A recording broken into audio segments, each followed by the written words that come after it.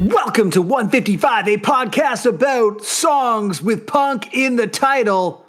I'm one of your hosts, Sam Sutherland. And I'm Josiah Hughes. And today we're talking about I Wish I Was a Punk Rocker with Flowers in My Hair? Is that what it's called? I already forget what the song is called. Yeah, that's the title of the song that you have been trying to, I think, insert into the pod narrative since... You've been saying that since we were, Blink 12, basically. Exactly.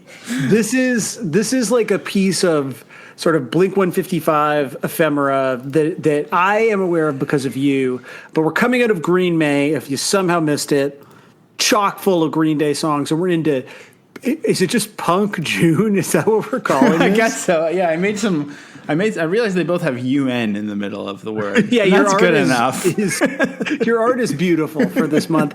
And so this month, and not every month is going to be themed month, but I think it seemed like the right way to downshift from Green May as opposed to coming to like a screeching halt and going right back to normal. We need to get back to basics. Punk, which is this was like songs with punk in the title.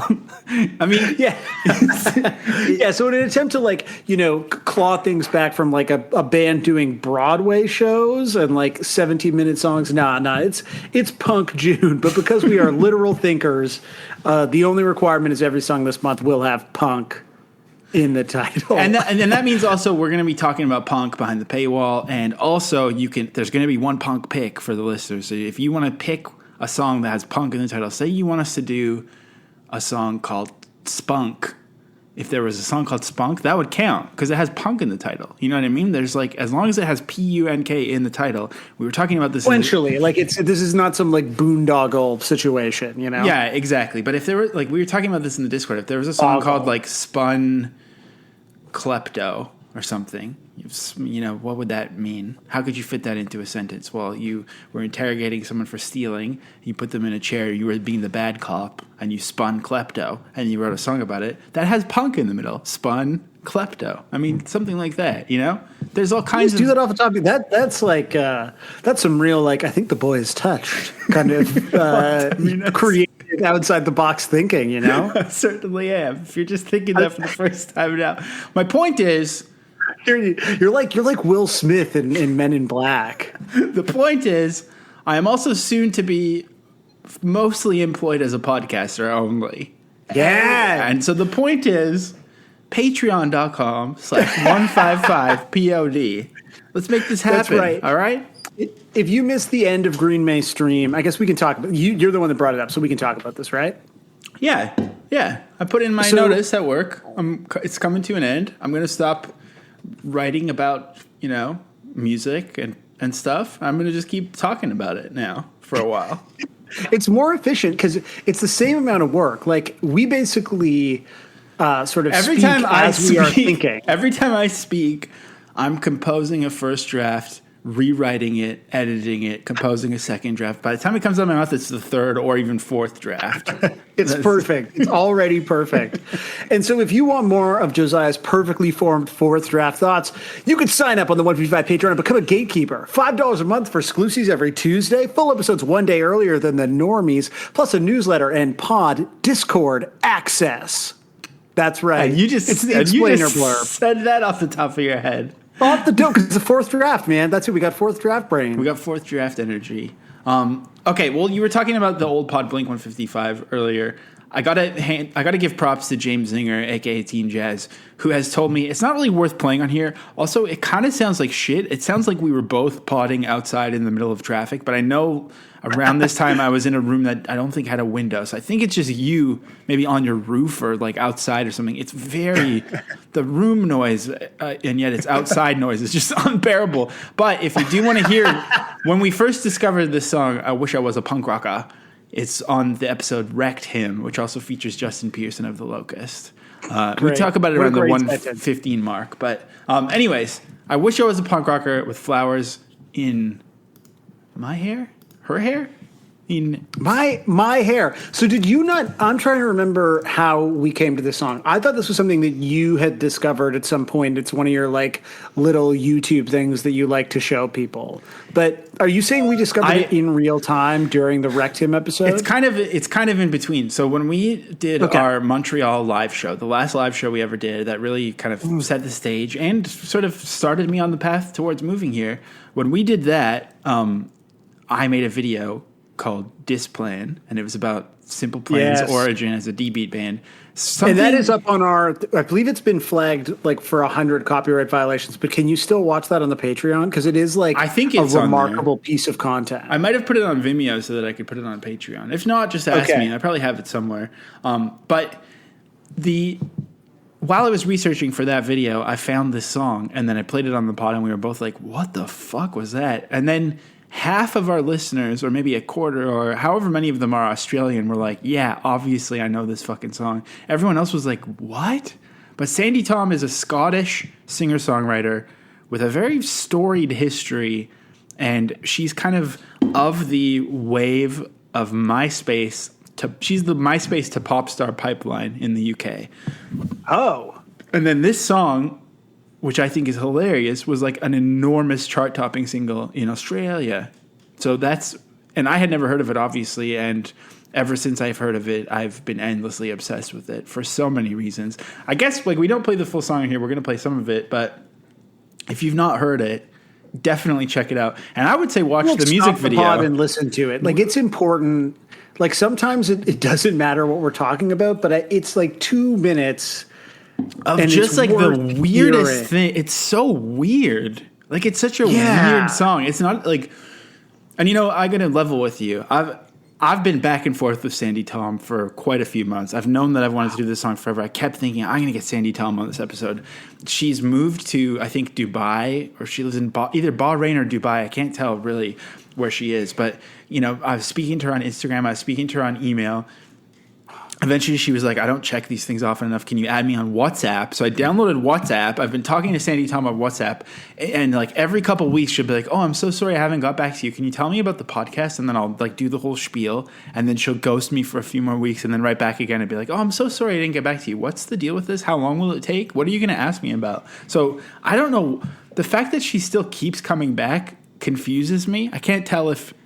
It's not like she's just ghosting me. You know what I mean? Like, she keeps coming back to dangle something in front of me, and it's kind of driving me insane how badly I want to talk to Sandi Thom. But it's not... Like, the day that this episode comes out, she's going to be like, hey, sorry, my schedule's been up in the air. I've been traveling a little bit, which I guess that's unlikely given the current situation in the world. But, just like, I'm able to focus on this. So, like, how's next week? I guess at that point, it'll just be exclusive. Like, we're not going to turn down an opportunity to talk to this woman. I mean, like, Tom DeLonge, if he comes crawling back, that's not happening. So maybe that's a decision that we made. Are we saying this right now? Are we putting Sandi Thom in the same? No, because I went to the trouble of downloading WhatsApp, and I have been getting mysterious and odd messages from other people ever since I got it. Like, what a terrifying app that is, WhatsApp.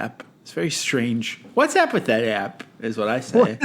I think like the WhatsApp is really normal if you're like not in North America. But I agree that it feels like I'm using someone else's phone anytime I have it open. Mm-hmm. So anyway, Sandy's not here. You've had to add WhatsApp to your phone. So okay, so first disappointment is no Sandi Thom. Sandi Thom, right? Sandi Thom. She's not here. But I was going to say that would mean we could talk more candidly because she's not here. But here's the thing.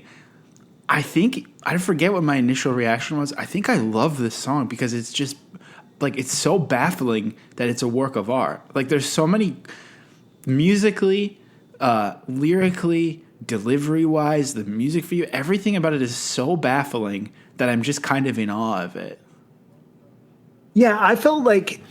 my first reaction to it when we listened to it, a year or 2 or 3 ago, was I was distracted by the shiny thing, which is the title, which is, of course, repeated several times during the song. And the title itself, as a thought, is so fundamentally illogical. Like, you're just like, what situation is this person describing? Like, what the fuck? And you're already kind of on the back foot as you're listening to it, and you're kind of never able to catch up to where Sandi Thom is. And on this listen before recording this time, I feel like I was able to fully appreciate the message of the song, which is that shit She used to rock wishes- and it's not rock as much anymore. Like it's basically like an Eric Alper post. It turned is, exactly. like set to music. And then the actual melody, which is like super repetitive and at the heart of it, I mean, it's basically like a round, like it's row, row, row your boat, is like a pretty decent hook. More than anything, I thought, I'm actually really excited to hear the covers this week. Isn't it kind of seem like maybe a Queen type of song? Like I feel Yeah, like Queen yeah, has songs like totally. this. And it seems like it I was feel made like every for Queen song is like this. Like once you get past the 5-10 songs that you know, all of the Queen songs are exactly this. Yeah. Okay, so for some reason, the music video is on her YouTube. The music video has someone mailing a letter at the start, and it says "Never mind the balance" on the post.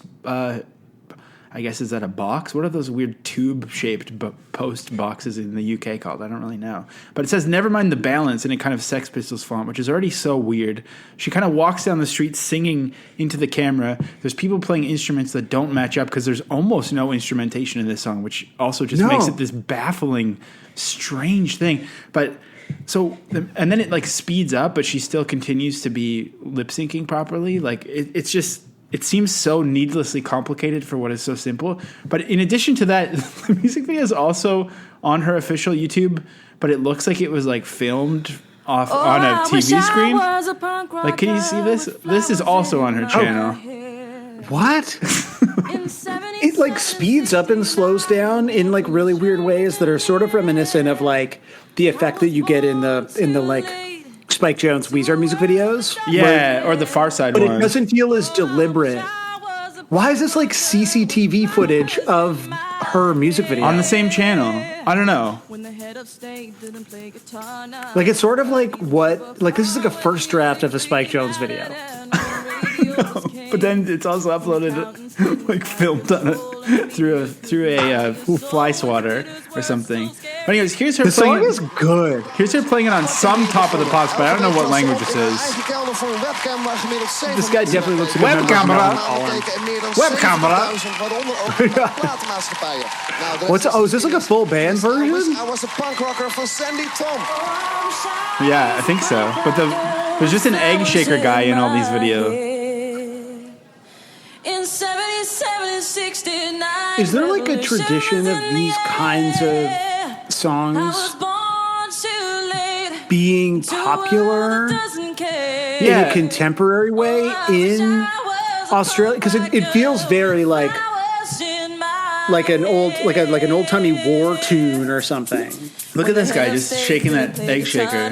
Everybody to overcome when music really mattered and when radio was king. When radio was king. I want to talk about the lyrics so bad, but I also just want to get through a few more videos first, even though I'm so That's fair. excited. Because you know, this song is basically like an anti-lamestream media anthem. So that's her on Top of the Pops, just rocking it out, like clapping and stuff. Here's her like doing an interview at South by Southwest 2009, which is the year that I was there watching Mika Texas Miko at South every. by Southwest, and I'm with Sandi Thom. And it's a Sandi's Scottish going to be performing journalist. At is it the 18th This is the floor kind of of guy I'm Hilton trying not to Garden? become Yeah, in my life. tomorrow night, midnight. As long as you Okay, never cool. lean back Well, like Sandi's that. just looking for a record deal This is in the like an States, so hopefully that's aggressively gonna casual happen. pose. Licensing deal. She's going to be performing a song in a minute, but I wanted to ask Sandi, what's the attraction of South by Southwest? Why are you here? Oh, I mean, you know, it's What's the attraction basically of like a South- one of a kind event, isn't it? You know, just especially. So you're somewhere in the background here looking for Mika Miko. looking for like free Taco Bell and Mika Miko, right? Yeah. It's one of those opportunities you get to meet people that you've never. Okay, so I haven't watched. I just wanted to show this because it's so awkward. Here's her on the news talking about it as That well. was definitely very uncomfortable. And it looks like he's about to make her play that 12-string guitar like on the patio of this hotel that they're Exactly. I wish there was a punk rocker certified On Australian, on the morning show in Australia. Certified double platinum. That was 15 years ago, and today the track has notched up 40 million streams on Spotify. Oh, so this as is the like song people goes, still listen to this in Sandy's Australia, wish to eh? become a punk rocker has come true, absolutely. Sandi Thom joins us now live from LA. Welcome Was to the Morning Australian Show. punk like? Did the Saints Good wear morning, flowers in their hair? Like maybe Hey, we just don't congratulations, understand 40 the aesthetics of million Australian Spotify punk. streams. How does that make you feel? That's fantastic news. That's amazing, actually. I didn't even know it had that many streams. But So no, she it's went on amazing. their The show. song, So this is from February of this year. This is like a quarantine interview and more people discover with Sandi it. Thom. And yeah, it's I'm trying not to about give the away ongoing something. success of her single. Oh, do you have something to say? There's a bit of a share, drop right? coming, but first I want to rewind a little bit and tell you a little bit more about Sandi Thom. So Okay. Sandi I'm Thom- so excited for you. This is really your episode, Josiah. while I was researching Sandi Thom, first of all, I found this article with crossrhythms.co.uk, and it is about Sandi Thom's unknown, sort of less talked about history as a Christian artist. So she does have a okay. Christian background. But here's the most important part: is not about her Christianity, of which kind of they retroactively add this to any pop star, really, in order to get Right, yeah. Once you get an interview, they decide that the person's Christian. But she does say my parents were very Christian, but they never forced it upon me. They allowed me to make my own decisions, and for a long time I had no belief in anything. Then I went to the Liverpool Institute of Performing Arts. It was quite a dark time for me. I went through a lot of really horrible stuff. She got introduced to the Love and Joy Gospel Choir.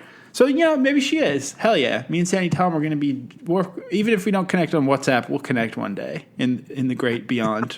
But here's the most important part. That you like meet up with this person in heaven and you're like, you never owe me back. It's bullshit. And then does that send you, does that send you just like right down to hell, do you think? Like, No, if I don't think so. Because I don't think God can read WhatsApp. It's encrypted. So it's fine. But I'm more wondering, like, if you meet up with her, like, at the Pearlies, and you're like, hey, by the way, that was a little bullshit. Like, are you allowed to hold grudges in heaven? Like, what does the Bible say about that? That's a good question. I think at that point, we're both going to be punk rockers with halos on our head, and it's going to be fine. Me and Sandi Thom are just going to... You're not going to give a shit at that I'm going to point, just... my hands will be themselves egg shakers, and I'll go... chicka, chicka, chicka, chicka, chicka, chicka, chicka. So... It's like Cronenberg-esque body horror, jaunty Scottish version, but... The story of Sandi Thom, if you look at the first paragraph here, you can kind of see towards the end.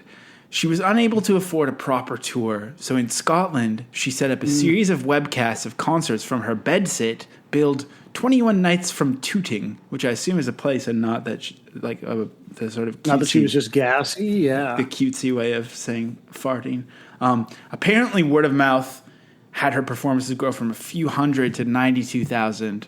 And then she had already recorded punk rock and she signed with RCA. And the rest is, of course, history. That's what they want you to believe. Oh, what's the truth, Josiah? Well, the truth is, according to this Hypebot debate that I found from 2006, kind of, there's been a lot of things that maybe it was oversimplified, over-romanticized. This was a creative promotion by her manager all along, and it was all planned. People think she was an industry plant, basically, or an industry thistle, so to speak, since it was in Scotland. Maybe that's true. Maybe it's not.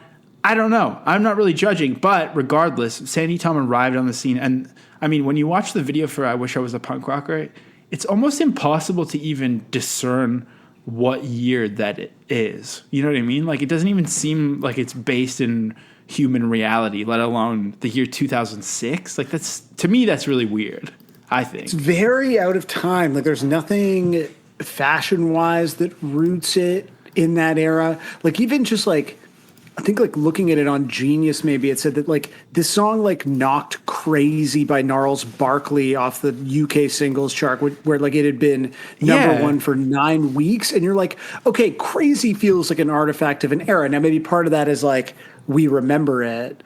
But at the same time, like, I'm sure if you watch the music video for Crazy, it probably looks a lot like 2006 in a, like, cool, great, and now nostalgic way. But there's nothing that, like, it doesn't feel like that marks at all. that as feeling like the millennium. Like, there's no millennium aesthetics in that. So Sandi Thom was presented as kind of another breakthrough artist of the MySpace area because of her tooting sessions. And so she was often mentioned in the same breath as Lily Allen, which feels so fucking weird to me as well. But so Amazing. her and Lily Allen like kind of regularly beefed in the British media at this time. So I guess Lily Allen, according to the Mirror, Lily Allen told NME of Sandi Thom, she's a rubbish pop star. You never see her getting trashed. She hides. So Lily Allen, who of course invented wearing sneakers with a dress and was kind of known as the bad girl of pop because of that, and because she was always smoking cigs, she was kind of like, fuck Sandi Thom. She's always hiding, and she's too much of a goody two-shoes, and she's always hiding. And then Sandi Thom, a couple years later, was quoted as saying, I can't believe Lily Allen hit that girl in the street. What the hell is that girl all about? I don't know what that means. I guess it's to do with something that Lily Allen did outside of a nightclub. But then Sandi said, I can't believe she is slagging off Katy Perry as well. I'm on Katy's side. I think she is great. Lily must be too busy starting fights and slagging people off to write some new songs. And she also said that Lily Allen needs to get her shit together. So, I mean, Sandi Thom was not always just a punk rocker with flowers in her hair. She was kind of getting into it with some people. Wow, in the mix. I wonder how she feels about Katy Perry versus The Taylor Nuns. Swift. The Nunnery.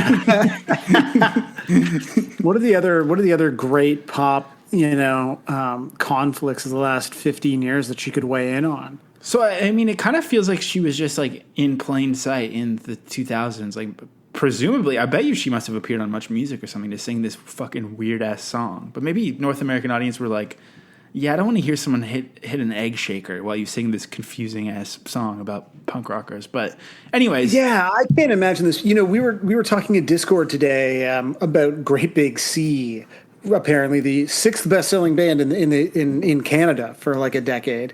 That to me feels like that occupied the space for us on Much Music that might have been otherwise occupied by an egg shaker Scottish lady.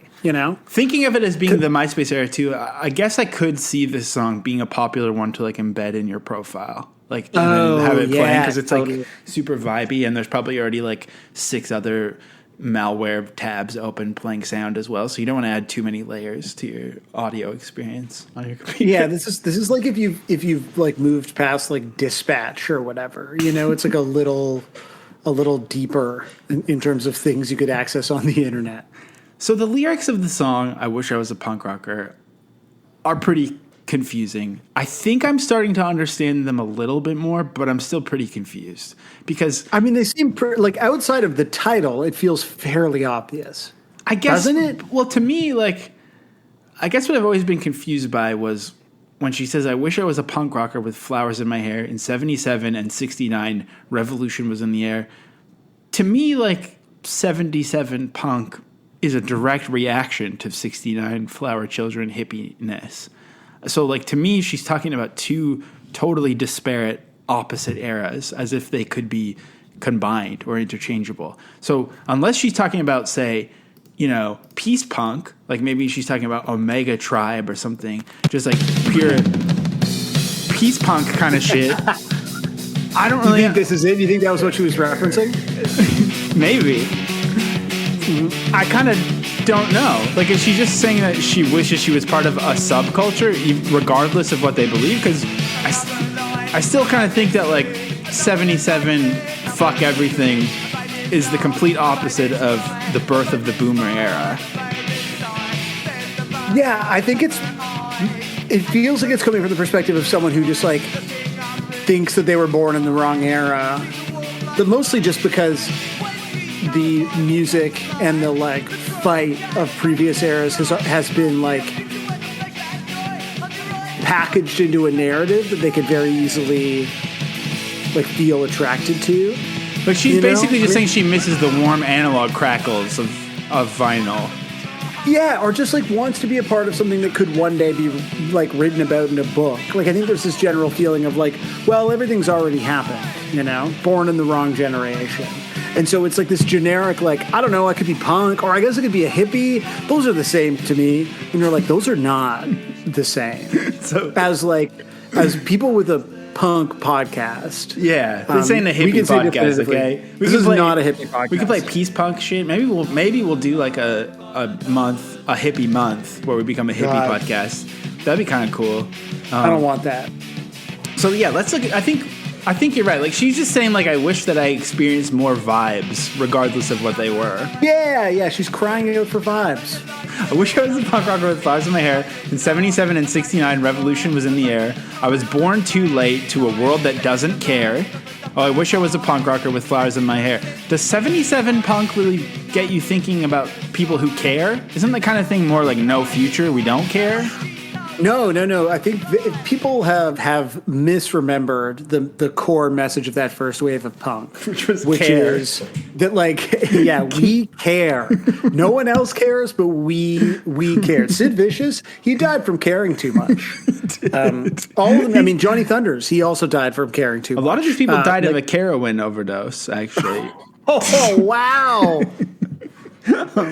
When the head of state didn't play guitar. Now, what does that mean? When the head of state didn't. Who was the head of state in 2006 in, I guess, Scotland or Australia? I mean, I feel like also Sandi Thom is the kind of person whose accent has evolved so much that she just kind of seems like she's from everywhere. She's just like a woman for everyone from everywhere who represents everything. Okay, the first minister of Scotland. Let's see. Hold on, it's going to take me a second to figure out who was the first minister of Scotland at that time. So it appears that the first minister of Scotland in 2006 would have been. Oh, wow, this was a hung parliament. It was known colloquially as the Rainbow Parliament, I guess, due to the representation from so many different parties. Having trouble, honestly. Well, maybe it's going to take forever. The first minister was Jack McConnell. Let me see if did Jack McConnell play guitar? Because she's longing for a time when they didn't play guitar, as if they all did, maybe, at the time. Okay, Jack McConnell, Scotland, guitar. Not every. No, I'm looking. I've got pictures of Jack McConnell and pictures of guitars, but never the twain are meeting. Okay, well, we're not going to be able to figure out that line. We got too much to get through. Not everybody drove a car. I mean, I don't even know how to respond to that. I don't think. Also, Tony Blair was the UK prime minister, but I can't picture. Even though he does have like the long hair now. Oh, Tony Blair. There's a lot of photos of Tony Blair playing guitar. So I think. Oh, okay. So she was a thing about Blair. Oh, Tony Blair was in a rock band called Ugly Rumors, and so she's saying. What kind of band were they? They played on the Old Grey Whistle Test. I don't know. I think they were a rock band. So she's saying, I wish that instead it would have been a punk or a hippie band. Or to me, she's saying like she wishes it was like a proper politician. Like that she was like, I don't like that Tony Blair too much playing guitar. It's like Bill punk, Clinton with the saxophone. Like just it's debasing, you know? Yeah, like just do your job and make sure poor people stay poor or whatever the politician's job is. Not everybody drove a car.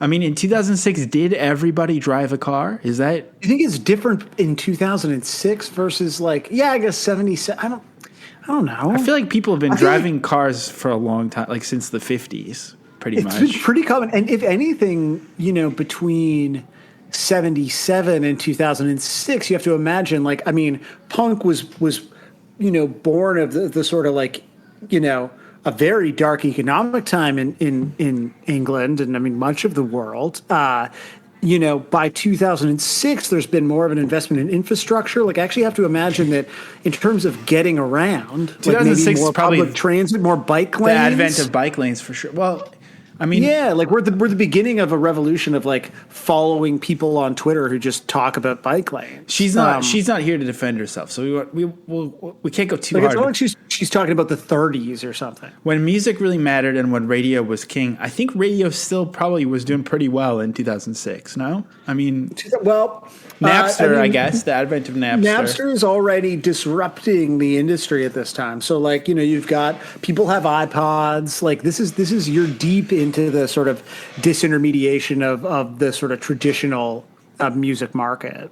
So okay. I think that's fair. Radio fair. is no longer king in 2006. When accountants didn't have control, damn, they didn't know how to do it yet, or they're still working it out, still figuring out the math. The media couldn't buy your soul. I mean, I kind of think that hippie and punk movements are the birth of the idea that media is our identity. So I think actually those are the times when media first bought our soul. Because and the entire song is about celebrating and codifying sort of retroactive visions of quote unquote revolutionary movements, all of which have been written by the media. Like your perception of what it meant to be revolutionary in 77 or 69 is 100% shaped by like journalists writing about that time. So computers were tricky. still scary and we didn't know everything. I mean, I love that line. That's so I would say good. computers are scarier now. Maybe, you know what, though? I think 2006 is like we've got through Y2K. So the big thing that we were worried about the computers were going to fucking, drop planes out of the sky and all this bad shit was going to happen didn't happen. And so we were sort of entering like, is this the time of the original like .com, bubble? Like when was pets.com? I can't really figure out when 2006 is. 2006 what was like, going on? It doesn't feels too exist. recent to me. Yeah, the .com bubble was the late 90s. Okay. Yeah, in March 2006 is 2000. like right before skinny jeans really popped off, I think. It's still boot cut, but like some of us were awakening to the idea of skinny jeans and started buying Old Navy women's pants, and then it just went crazy. Right. In that. You know what's tough is like even calling it the aughts, like we're talking about a period of time in culture that sort of doesn't exist. Like, and I get that there's this like reclamation of a millennial aesthetic, but that's really like it's a late 90s aesthetic. Like there's sort of nothing that marks this time, and it's why that video feels like nothing. I just think we haven't interrogated it enough yet. But let's get through these lyrics because I've still got so much more to show you. So when pop stars still remained a myth and ignorance could still be bliss, it says. And when God saved the queen, she turned a whiter shade of pale. Don't know what that means. Mom and my dad were in their teens. And anarchy was still a dream, and the only way in touch was a letter in the mail. Okay. She says, Whiter Shade of Pale came out in 67. So again, I think she's playing off the 77, like the just kind of hippie talking about songs tunes, different Just tunes. talking tunes here. Again, she's doing Eric Alper shit here. So again, and we're going to talk about some of the critiques of this song in a second, of particularly a terrible one that is going to make us regret shitting on it at all. But maybe it was misunderstood. This is kind of like some was girl talk happening in 2006? This is some mashup shit that she's doing, really. Oh, culturally. shit. She's culture jamming, ultimately. Yeah, this is, or it's sort of like Ready Player One, where she's just combining all of the characters, that are sort of at her disposal. This is basically the Space Jam 2 here, all the IPs of the all the IP that Sandi Thom owns. She's like, it's the Sex Pistols and Woodstock, Poco OST. Harum, who the fuck? What's the name of that band? The Whiter Shade of Pale. Hey, who cares? Go when ahead. record shops were still on top and vinyl was all that they stocked, and the, Whoa, and the damn. super info highway was still drifting out in space, kids were wearing hand-me-downs, and playing games meant kick-arounds, and footballers still had long hair and dirt across their face. Now, famously, they've gotten rid of dirt in football now. There's no more No dirt. one realizes that, but yeah, it's a dirtless game. It's Doesn't all this feel like Soylent out there. this feels like just a milky pitch to run upon.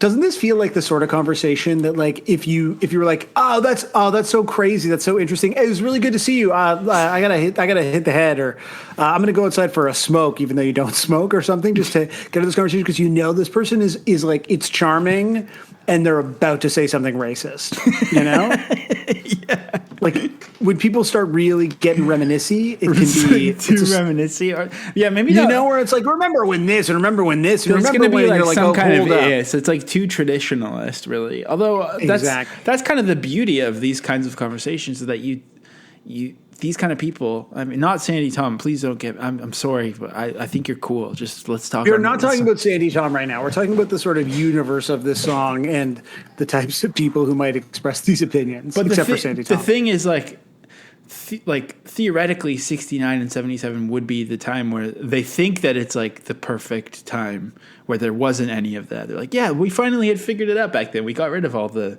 isms that defined us before. We got rid of tradition. But then, of course, I mean, this is just such a fucking cliche point. It's almost pointless to say, but it is just kind of rewriting a new kind of history to be overly traditionalist and possibly sketchy about protecting. Yeah, I mean, completely. Like, again, in retrospect, we're able to identify all of the issues with those movements and with their like sort of rosy ideology, but that's also like hindsight. But I do think it's one of those things where like because we have the benefit of hindsight, you don't necessarily need to like celebrate things that are not worth celebrating.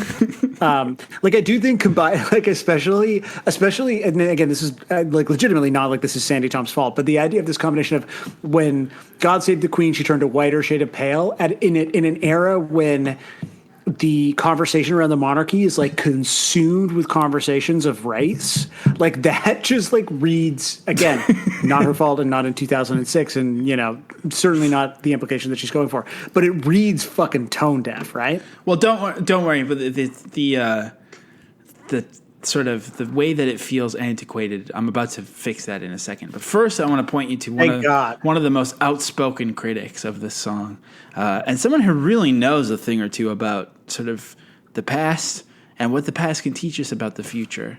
I'm talking, of course, about before he was a dystopian god. He was just another sniveling little bitch of a critic. Yes, Black Mirror creator. Charlie Brooker. Damn. He's imagining this song oh my God. Yep. It's all, it's all coming together. Himself. In The Guardian. For the bloody Look Guardian. at his I'll be honest with you, I had no idea what Charlie Brooker looked like. And of course this like he looks like I don't like what you're selling and I've got something to tell you about it, like motherfucking face. What a nerd. First of all, he looks like Muddy Mudskipper from Ren and Stimpy, and he always has. Second of all, before he made Black Mirror, I mean, he was on The Day Today, which is like one of the coolest shows ever, despite him being on it. The same show that birthed Alan Partridge. Like he was like on he actually used to be really cool and be in with the new season of the new Alan Partridge show is not available in Canada yet, and it's a fucking travesty. Just needed to say it. There are ways to get things, Sam. I wouldn't know what they are. But like The Day Today was like Chris Morris, who is another like just absolute genius of comedy in my opinion. Some people who have had less greatness, like Graham Linehan, kind of a piece of shit now, I think. But Armando Iannucci, who made Veep, like they all started on this show The Day Today, and Charlie Brooker was on that too. The personal history of David Copperfield. Yes. My favorite Iannucci. Oh, I haven't actually seen that. I'm kidding. It's definitely not. Okay. It's extremely not. Anyways, since then, after that show, Charlie Brooker was like, I think TV's rubbish. And so he started doing this show called Wipe, where he would like talk about the year's TV events or the year's TV shows, and just kind of like he became kind of like a Michael Moore TV Nation kind of guy, but in Britain and like way I don't outdated. know that I've seen those, but yeah, I remember reading about that. Like that's sort of the precursor. And right? I used to watch it just because kind of like that kind of packaged TV is fun, even if the host is really fucking annoying and looks like Muddy Mudskipper. But yeah, he's always kind of been like. Remember the Canadian? We had Fromage hosted by one Ed the Sock. Exactly. Yeah, I mean, like he's always been kind of exactly what this picture looks like, which is a transparent PNG file. So you can do some photoshops with it if you want. But he has like a furrowed brow, and he's always like, "What is this bollocks?" And so that's what this looks is. like he's about to tell you an uncomfortable truth. And the uncomfortable truth here is represented in the headline. It says, "Supposing ... Sandi Thom is the musical Antichrist." This is just. Oh my God! I mean, it's kind of. This makes me love Sandi Thom. Sorry, I'm like now. This is it. I mean, if we're picking sides here, exactly. This is what Charlie Brooker has to say. I've not heard that Sandi Thom single all the way through yet, but I've seen the TV ad about 6 billion times, and the short poxy burst on that is more than enough to convince me that if her sudden rise to stardom wasn't the end result of a shrewd, I'm going to switch back to Canadian accent, shrewd marketing campaign, you gotta keep going. The implications are terrifying, because to believe the official story that thousands of people voluntarily subjected themselves to this shit online, then recommended it to their friends, is to lose your faith in mankind completely. There's a simple way to settle this once and for all, and that's for the huge crowd of people who apparently watched Tom's inaugural bedsit webcast to step forward and make yourselves known. Come on, hands up. I want to see your faces, and then I want you smacked to death with brooms. You people are the enemies of fun. Your bland emissions pollute the atmosphere, threaten the environment. For the sake of humanity, it must be stopped. I don't know, maybe I'm wrong. Maybe Sandi Thom genuinely touches some people. Whoever they are, I can't relate to them. Woody Allen once marveled with horror at the level of a mind that watches wrestling. Quoting Woody Allen, that's good. And I'm the same with Sandi Thom fans. All I hear is that telltale, indefinable something that immediately marks it out as something that's bypassed by the soul completely. Consumable noises for people who don't like music but know listening to it is the done thing, like mutant imposters mimicking the behavior of humans. I can't relate. It doesn't go. I'm being alienated by the replicants. There's a word for this sort of thing. It's not art, it's content. And it's everywhere, measured out by unseen hands, mechanically dangled over the replicants' flapping gob holes, flavorless worms for android hatchlings. Sometimes I can almost see where content is coming from. Take Angels by Robbie Williams. It's a massively popular piece of content, beloved by millions. If I strain really hard, I can just about make some genuine emotion, just a speck or two, but enough to make its huge success at least vaguely explicable. Compared with anything that has any semblance of balls whatsoever, Angels is a bowl of cold mud. But next to most content, it's a towering emotional epic. It almost makes you feel something. No wonder it's become the official theme tune for thick people's funerals. Anyway, back to Sandi Thom. As luck would have it, while typing this article, I've just heard I Wish I Was a Punk Rocker with bollocks in my mouth on the radio. And the real brain twister is the lyric in which she yearns for a time when accountants didn't have control and the media couldn't buy her soul. It's a boneheaded plea for authenticity sung in the most Tupperware tones imaginable. A fake peon to a pre-fake era. It's giving me vertigo. Wait, it gets worse. I've just looked it up on Napster. Oh Christ, I didn't realize how far this had gone. The B-side is a cover of No More Heroes by the Stranglers. Whatever happened to the heroes, she warbles, knowing full well she's replaced them. She's the musical Antichrist. This is too creepy to be mere coincidence. Someone's messing with us. The replicant kings are trying to mangle our minds. Plug your ears. Block the signal. Final phase. They're taking over. So, I'm embarrassed to have enjoyed as many episodes of Black Mirror as I did. In general, this is spiking that.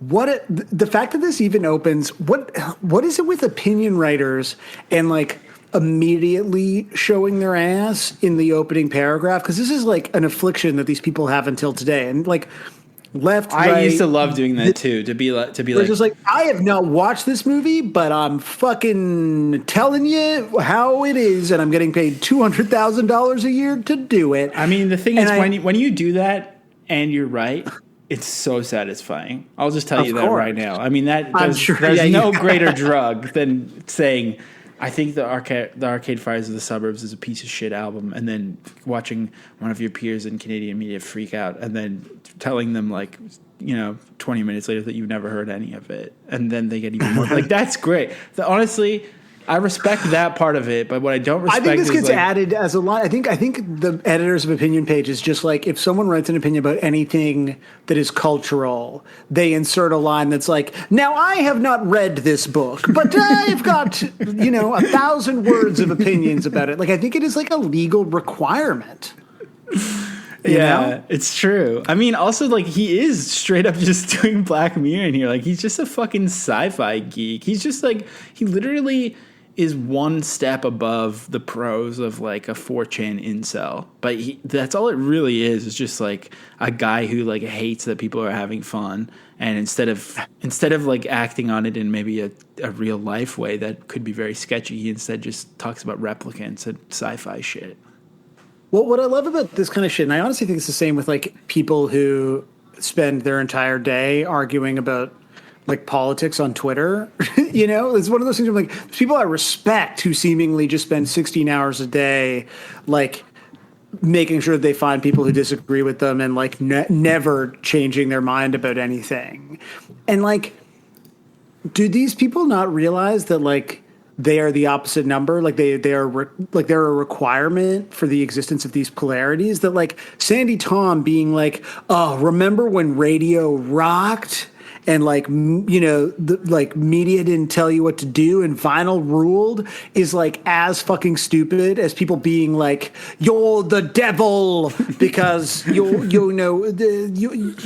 who listens to you has a smooth brain and is stupid. Like there's no difference between these opinions. Is this horseshoe theory? I've never like read a definition of horseshoe theory. I've only heard it talked about on Glib podcasts. So yeah, I mean, I feel like it's also different if it's about politics where there's like at least some stakes, but you're just talking about like whatever's on bloody BBC Radio 2 or whatever. It's just like calm the fuck down. No, there's no difference though. Like there's no difference because there are no stakes arguing with like random people on Twitter. That's like true. To me, the idea of like Sandi Thom with a hit single and Black Mirror with a think piece in The Guardian is like no different than someone like facing off with an anti-vaxxer on Twitter or like someone who like supports Israel. Like, you know what I mean? It's like, it doesn't make a fucking difference. No one's going to change their mind. And like you just exist. Anyway, this version of the like culture war shit is like fucking insane. Well, here's Charlie Brooker's Desert Island disc is Radiohead. He loves Radiohead. Of course he does, because they're smart. It's true. He loves Radiohead. Let me see.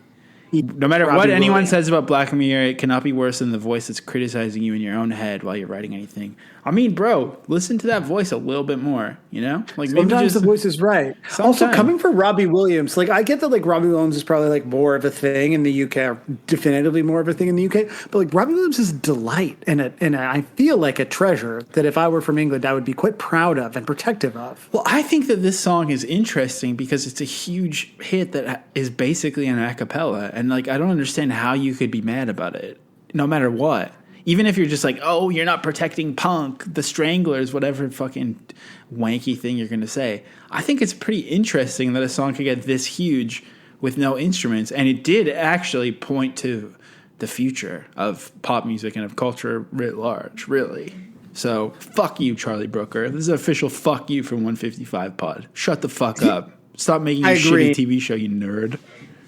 Listen, just let us have like that first season and some of the Netflix episodes. I also want to make clear, my opinion here isn't that like centrism is the right answer. It's the idea of like posturing on the internet is always hilarious.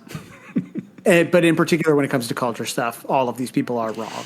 Yeah, I mean, ultimately, just if you want to know what's good music and what's bad music, just keep listening to only this show and support us on Patreon, and we'll help you figure out the culture war part of it. Absolutely. Listen, otherwise you're going to be lost. There's a lot of confusing signals out there. We're trying to help you. We're trying to be a light in the darkness here. Okay, I've got 3 exciting things to get to before we get to covers. I'm gonna save the biggest one for last. But okay, we're talking about Sandi Thom in the media. This is a real like deep Josiah research episode. This is exciting. I love these rides. Yeah. Okay. Well, this one is very me. I found something called Ben FK. It's Radio FK.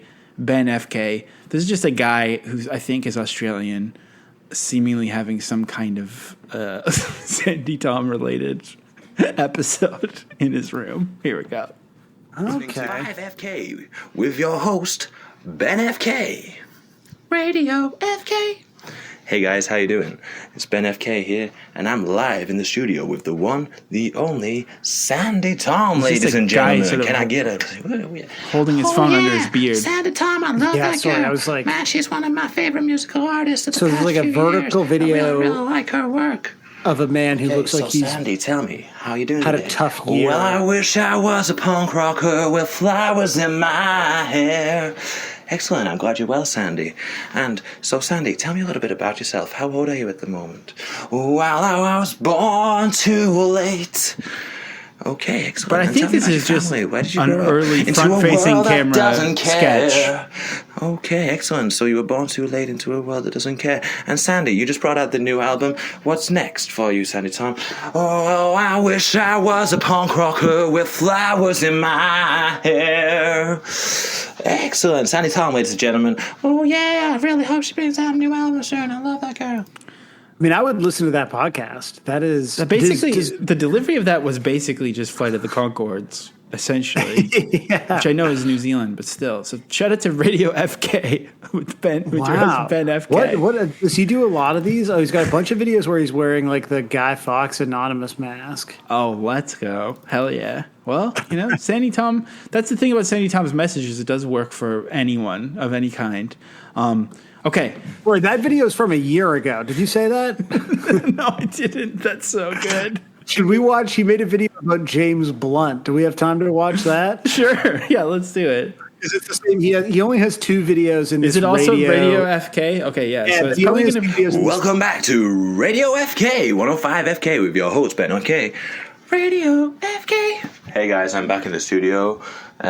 Today we've got another live guest, and like this guy has real God, like Thomas Jane in Arrested Development. Folks, like he looks derelict, but kind of handsome and jacked. James Blunt, ladies and gentlemen. Oh yeah, he's good. I seen him on TV one time. He had no socks on and it was snowing.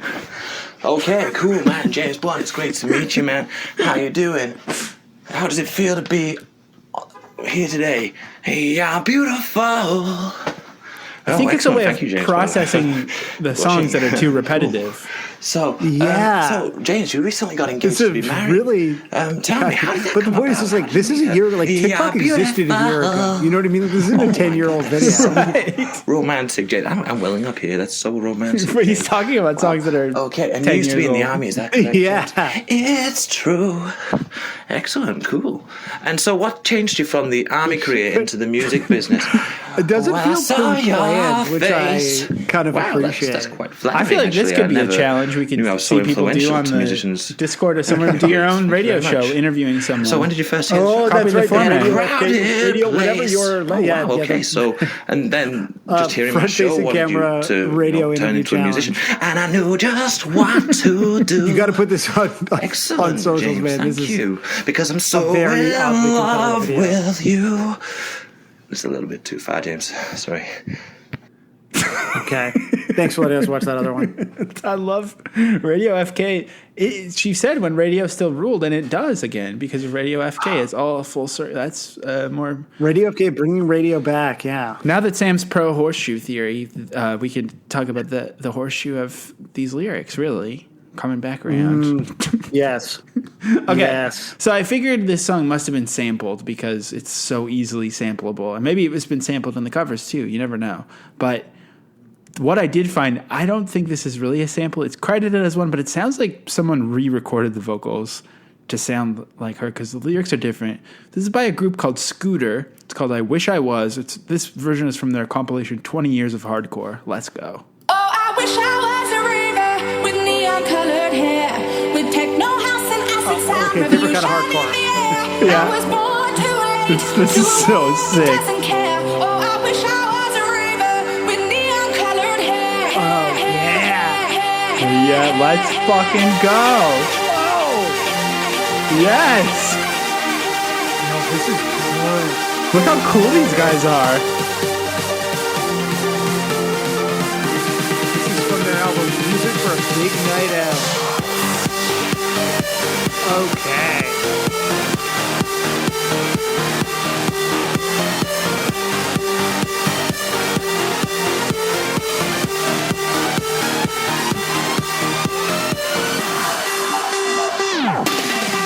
This is a rare exhibit. It's time to make a minute. I was hoping that was going to be like a new rap, like adding to the lore of this song, but I guess not. Well, would you like me to add to the lore of the song?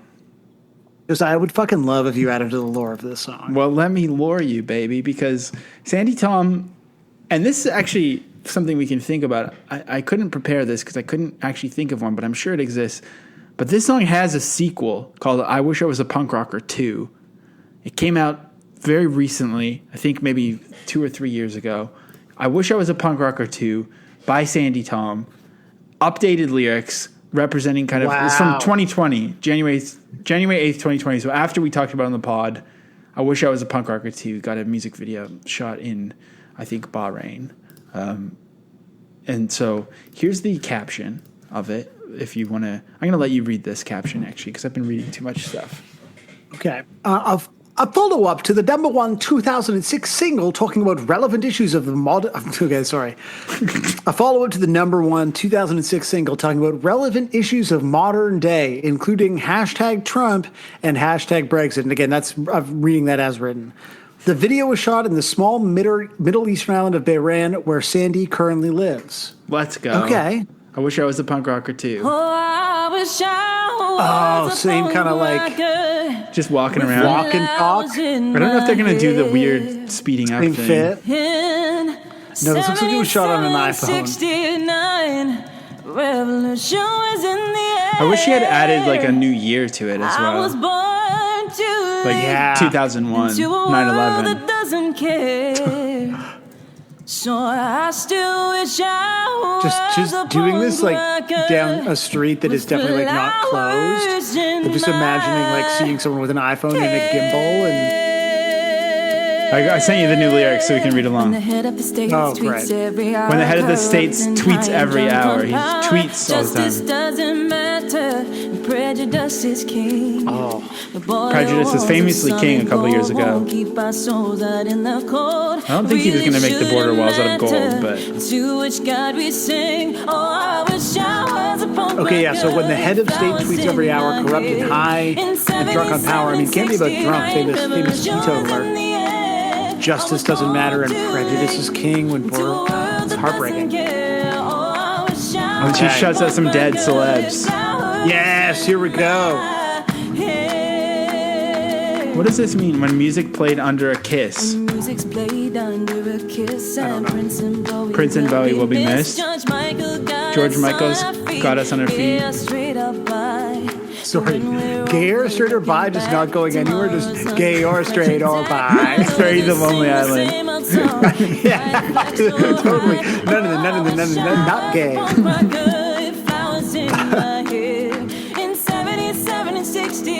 There's still one more verse of new lyrics we'll have to hear, and then I'm excited. Oh no, she's about to come for the big hashtag B word. That's right. I think she's making that last line really stand out more too, with some trails or something. Yeah.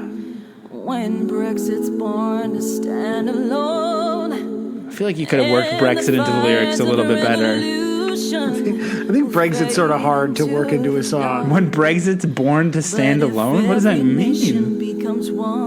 I don't know. I think it's about because it's when every nation's on its own. You know, it's just this idea that we're not part of a global village anymore. Oh, she just waved at someone.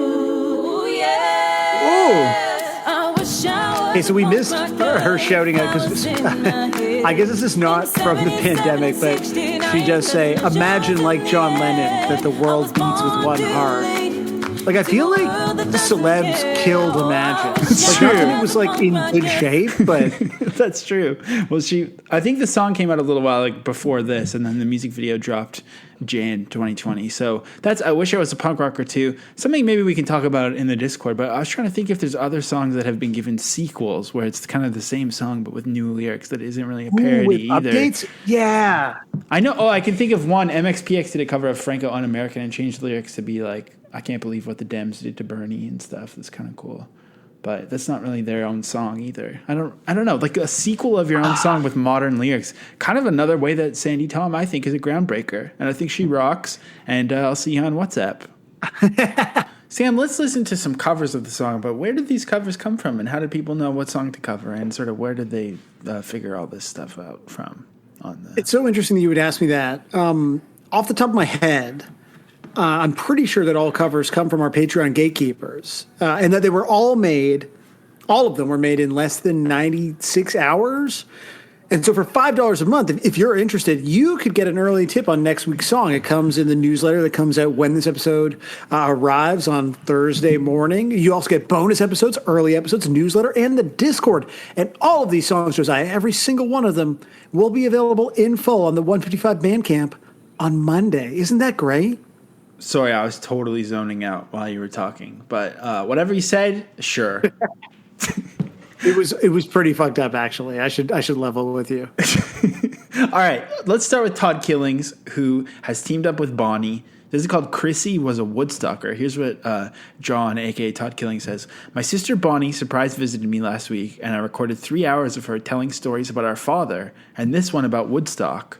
Papa was very young when he had them, and very old when he had me, so it's a wide age gap between us. So let's go. Chrissy Was a Woodstocker. I would wake up in the morning, and there would be people sleeping all over the house. People would come to our house, party half the night. If Chris wanted to go to school, she went to school. If not, I took a bus. And it was like we could do whatever we wanted. We were not given very much instruction. And when Chris went to Woodstock for weeks because the band bumped. On the way there, on the way there, on the way back, but right there. It wasn't far. But she did finally get it too. She had pregnant women. I love starting with the most kind of outsider art energy imaginable. Yes. I'm also so into the idea of recording like your family telling stories. I feel like there was some talk about that in the Discord. John and Ben sort of posting some photos of it. That's it's very cool and very cool to see it now repurposed into this context. Dude, do you know what? I don't think we fully understand what happened, but they do on Discord, they do a listing party of all the covers. And yeah, is that new? Like that's happening, yeah, right? That's something that happened without we don't even have anything to do with that, but they listened to the whole thing in full, usually on Monday nights in one of the channels on there. And last week there was Crass Loops 155 was that like really long, I think it was ambient, or I can't even remember what it was, but it was a really long JAR cover.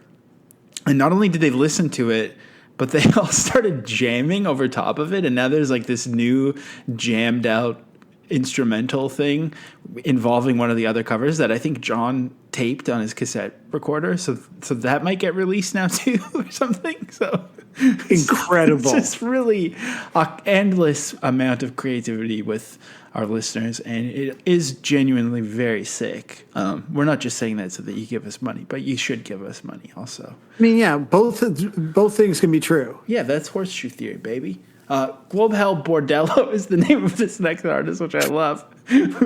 we are a pretty famous band you may have heard of. We recorded this cover for you and changed our band name a little bit because we're all such huge fans of Globe Hell Warning. That's my other podcast, by the way, folks. We've never submitted before, so we're really nervous. I'm so excited. Amazing. Globe Hell Bordello is a very good band name. It's a great name. Yeah. Let's go. Oh, I wish I was a punk rocker with flowers in 77 and 69 revolutions in the air. Oh my God. I was born too late. Do you like this band? Did you ever? You must have pretended at one point. Oh, I'm almost positive that it was like the first record. I was like, this is fucking cool.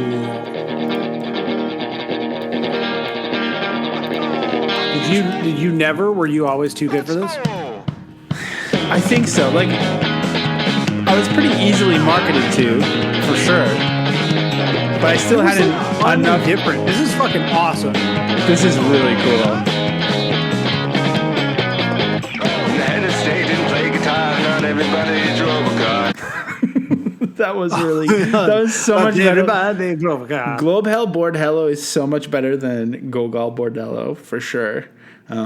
Huge respect to that. But yeah, I think I just like, I would have easily been marketed to, because the idea of like a punk band being written about in like Paste magazine back then was so exciting to me. The merging of indie and punk, I was like so excited. But then I would have listened to it and been like, this is not my kind of thing. It was like vibey, like, and they had some good songs. I looked and I definitely gave an album if there's a positive review and exclaim. So let's go. All right.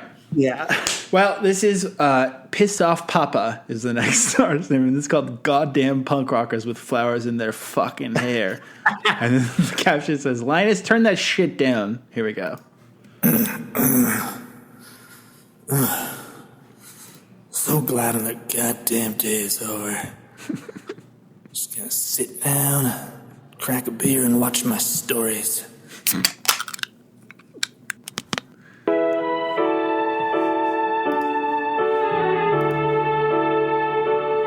feels like it has a real narrative, which I appreciate. Nice kind of Twin Peaks sound melodrama. Yeah. You were always so quick to This is judge what Mother. life's about. And you were always so quick to forgive her. Probably because her lies and cheating didn't impact your life the way they did really mine. angry at her for everything she did to us. Oh, I wish I was a punk rocker with flowers in my hair. Linus, what are you listening to up there? It's really telling a story. Okay. Like the idea of like the It world's felt like the beginning of Black and White. yeah, like the world's lamest kid listening to that Turn song. it off. I want to listen to it, okay? Why would a little kid be listening to that if they're like a rebellious kid? It's so good. Because it's a song of it's an innocent song of rebellion. Oh, Josiah. I also wonder if this song was like a ringtone. That would make sense. Hey. Oh, for sure. This feels like a real ringtone tune, a ringy tune.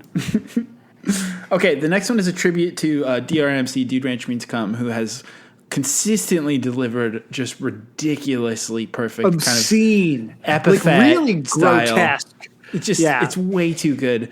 So this is Shawn Mendes' lawyer's best friend working with the Covers channel.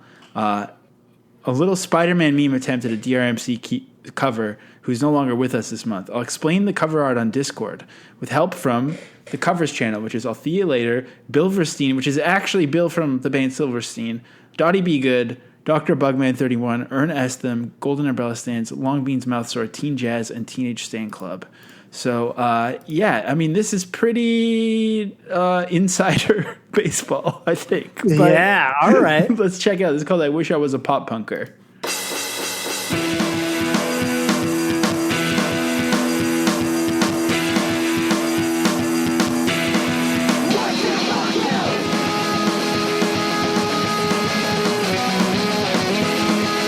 Oh, I love this kind of blown out pop punk, too. Yeah. It sounds like Wolf Eyes doing pop punk.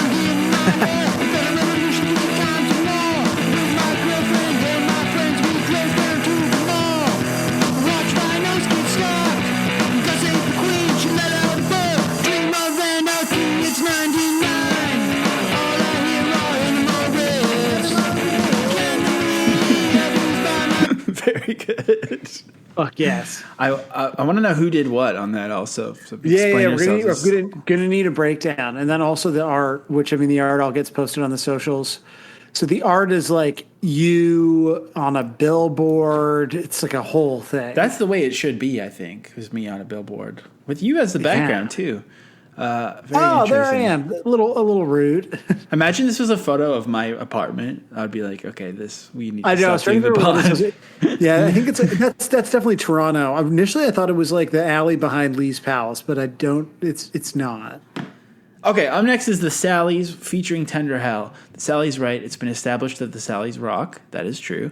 Now the Sallies rock steady with Tender Hell on vocals, melodica, and Fender Rhodes. This record contains only recordings of real instruments and voices. Let's fucking go. The Sallies featuring Tender Hell. Flowers in My Hair.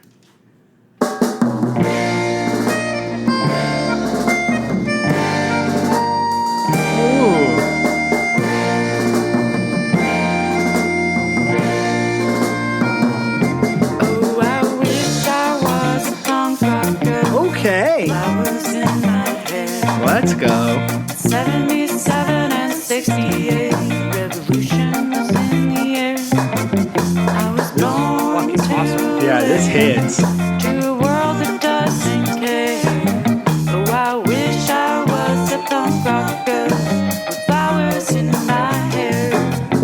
And the head of state didn't play guitar. Not everybody That's a very apt interpretation of the vocal melody. Like that does feel like the kind of music that it should have gone with.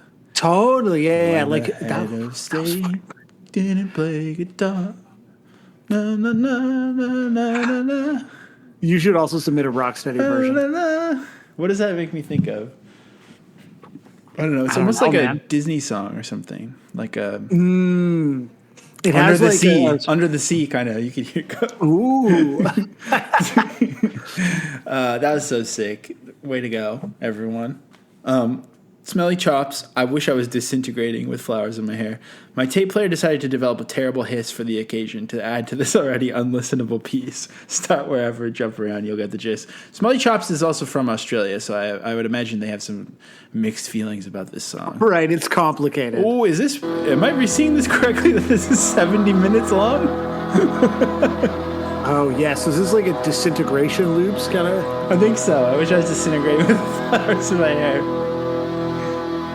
Well, I can already tell it sounds very beautiful. I'm going to put this on.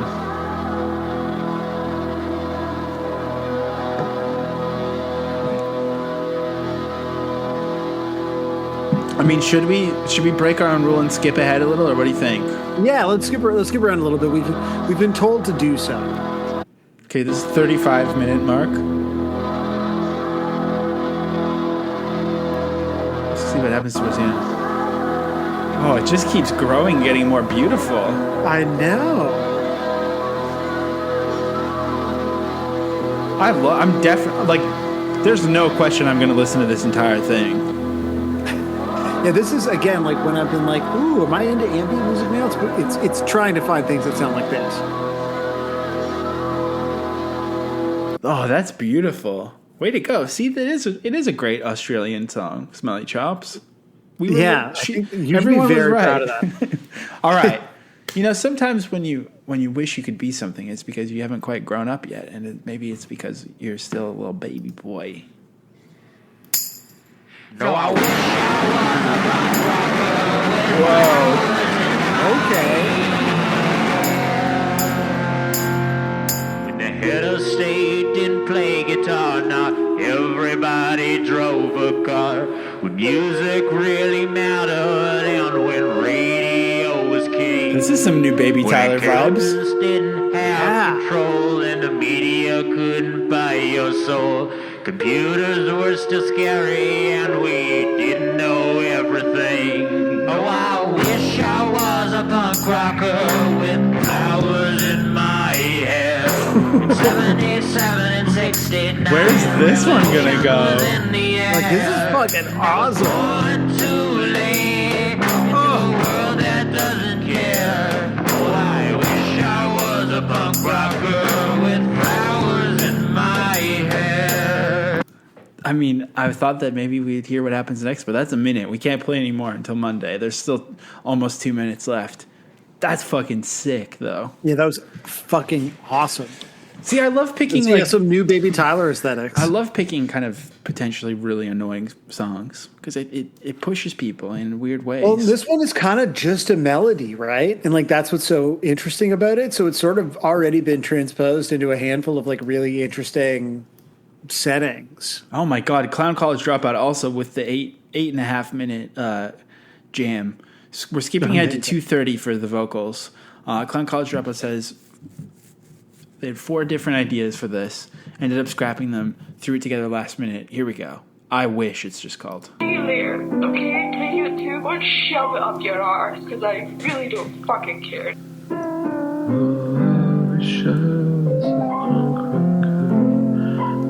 Oh my God.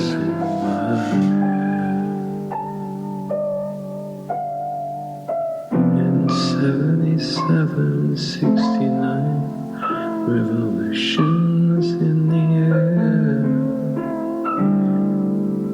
I was born too late into a world that doesn't care.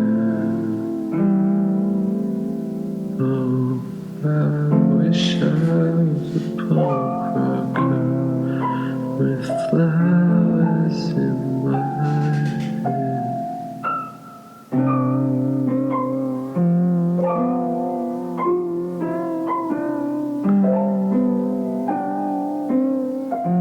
Holy shit. Yeah, so that's 8 minutes long. Yeah, and it's just like the most beautiful, like decaying kind of masterpiece. That's like unbelievable. Yeah, that was fucking awesome. Oh, that was so good. I can't wait for this one. Oh shit. Yeah, so there's been like this like people have been organizing these like sort of big co-listens in the voice channel on Discord, right? Mm-hmm. I gotta drop it next time. That's fucking awesome. Yeah, because I always end up doing it like a couple of days later. I know. It is so satisfying. It's weird how Okay. like we've just become fans of our own show. Like when people I are know. when people are voting on what song to do for Wildcard Week, I want to like weigh in, but it's like I can pick any week what song. Yeah, we you do. have a lot of opportunities to choose. Yeah.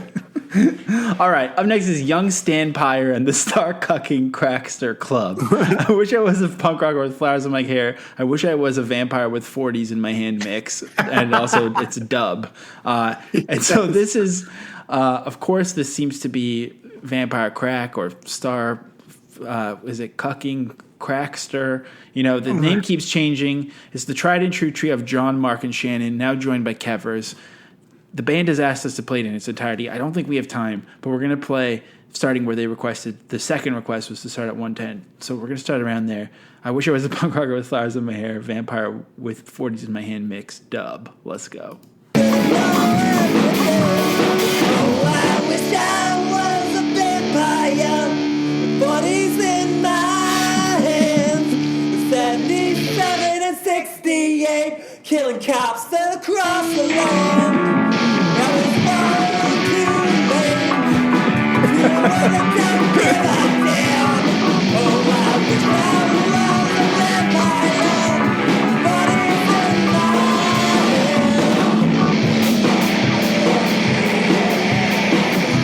Listen up. Pittsburgh, Boston, Philadelphia, New York City.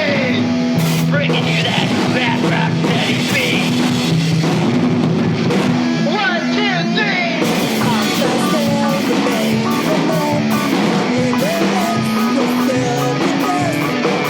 I love how Vampire Crack songs, first of all, always feel like they're falling apart, but then just come back in perfectly with this like sick dub. And then also, obviously, the ad libs are like the best part. Just like, you're listening to Vampire Crack, motherfucker. It's so good. I love it so much.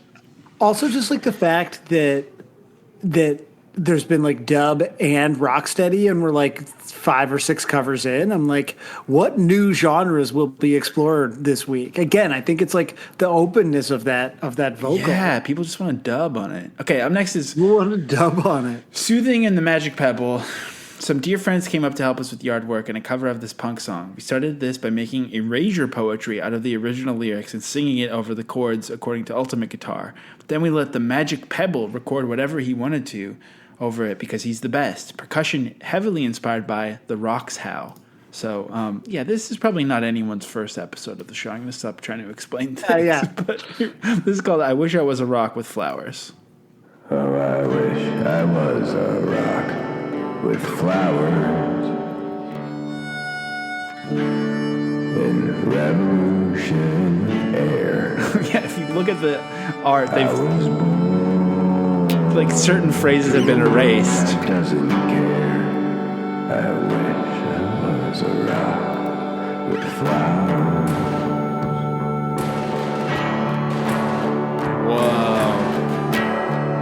This has some Bill Callahan energy. Yeah. Ain't a guitar. Not everybody really matters.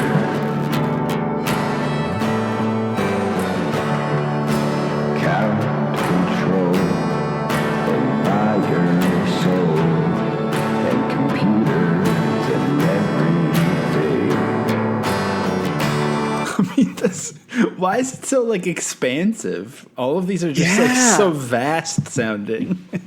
Yeah, there's a real like openness to everything. I don't know, it's incredible. It's so good. That was amazing. Shout out to the Magic Pebble, whoever you are. That's cool. Yeah, whatever type of pebble you are. Fish Tricks up next with Oh I Wish. Let's go. Oh, I wish I was a punk rocker with flowers in my hair. In 77 and 69, revolution was in the air. I was born too late into a world that doesn't care. Oh, I wish I was a punk rocker with flowers in my hair. Oh. I was waiting for that. Just like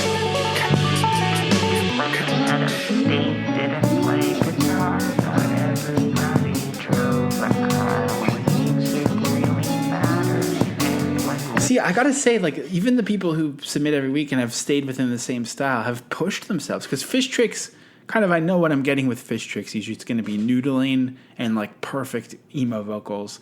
But this one almost started off sounding like I mean this as a compliment, but like a U2 Zooropa B-side or something. It sounded like some, like, deep kind of heady late 80s, early 90s alternative pop.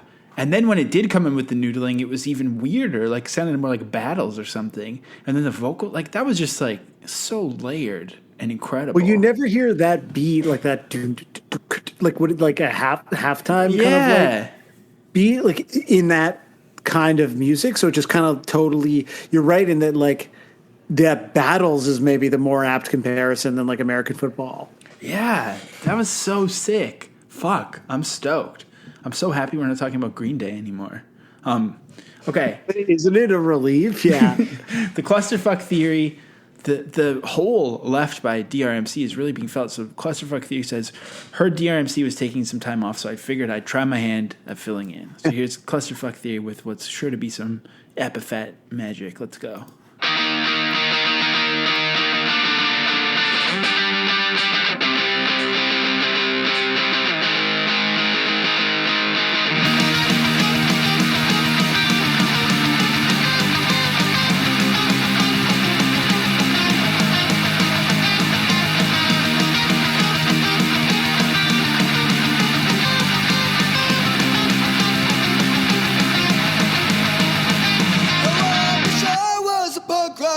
With flowers in my hair, 77 to 69, revolution was in the air. I was born too late into a world that doesn't care. Oh, I wish I was a punk rocker with flowers in my hair. With the head of stage and play guitar, not everybody. It really works as that kind of song too. Totally works. Like, take that on the road. Take that to Pooza Fest. So good. That was fucking awesome. I just want to be watching that at, like, you know, the second stage at Foofs at 2 p.m. on a Saturday. I mean, we just need to. Every time you want to become cynical about a song like this, you just think of fucking Charlie Brooker's Fishy Mug, and then you think of covers like these, and you're like, why was I ever too cool for anything in my life? You know? Yeah, except for Black Mirror. Yeah, well, I mean, yeah, that's true. It's now the only thing you can be too cool for. I mean, there's still quite a few things, but I'll let you all know what they are. That's right, you'll keep us surprised? Okay. Birthday Pony Empty Folder, one of my favorite band names in here. I wish I was a punk rocker. They've just written spooky. Let's go.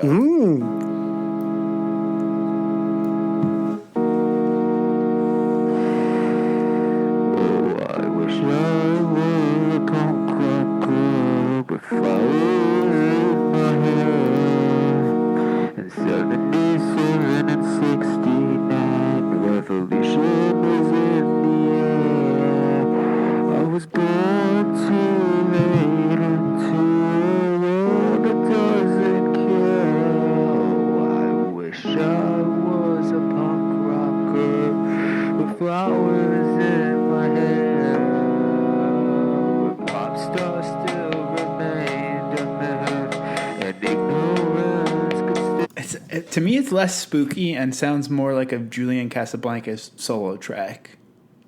Like, yeah, that was more. It's like a Julian Casablancas like cover of a Halloween song. Yeah, you know, in the same way that he's got like "Wish It Was Christmas Today," like if he was doing like Werewolf Bar Mitzvah or something. But then, like, one of the guys with a mullet from the Voids who's sick at doing guitar solo would start doing some guitar sweeps over top of it. Like, exactly. Yeah. Maybe I should grow a mullet. That was so sick. Respect. Birthday Pony Empty Folder. Another band name. I don't think I've seen this one before, but I like this band name a lot. 20th Century. That's really cool. That's a good band name. Wish I was a punk rocker.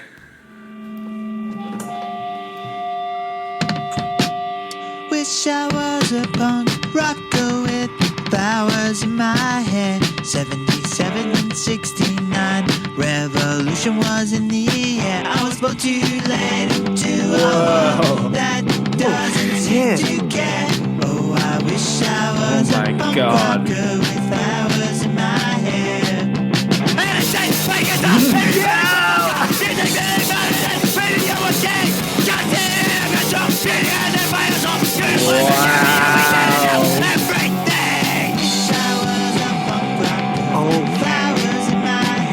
Who is 20th Century? Show yourself. The constant feedback in the background? Oh, just like perfectly tuned feedback. Holy shit, this is so good.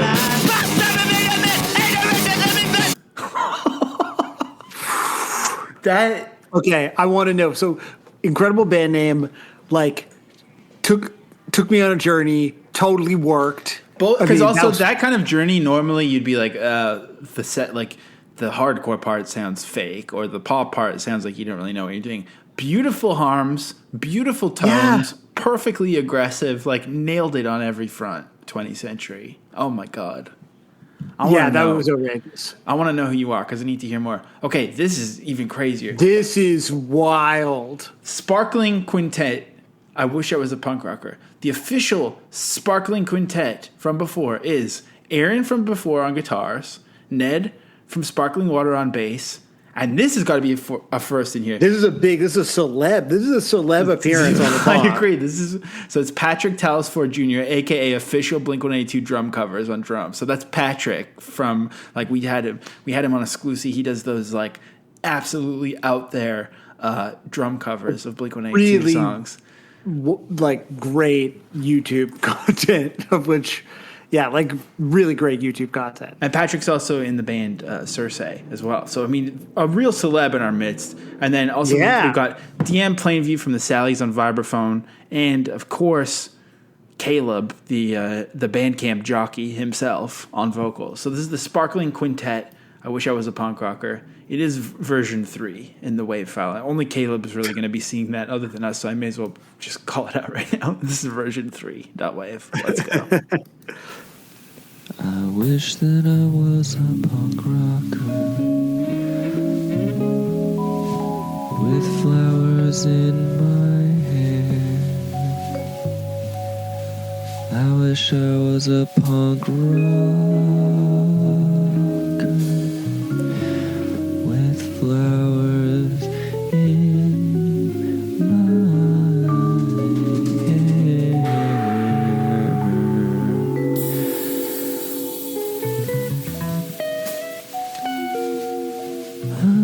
wish I was a punk rocker with flowers in my hair.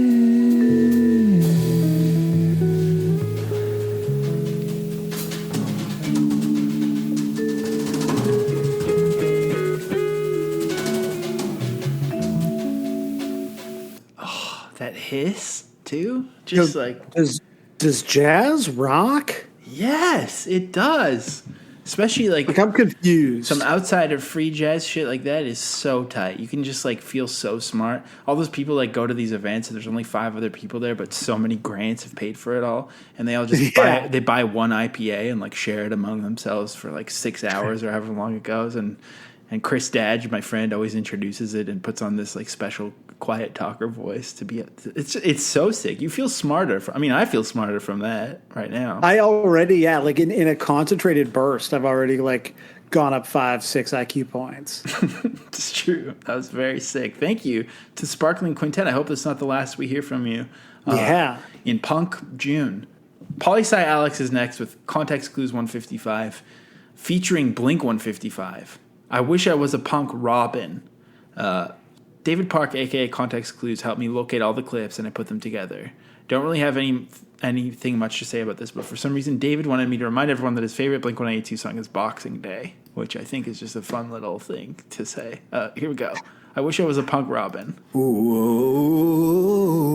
I wish I was a punk Robin with flowers in my hair. Well, you see, I live in the unfinished basement of an insurance office, and instead of a floor, it's just wet mud, and the walls are concrete, and I eat plain porridge for every meal.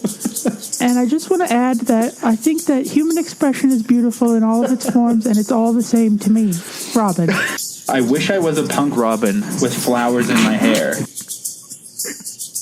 Oh my God. Robin never became a ongoing character.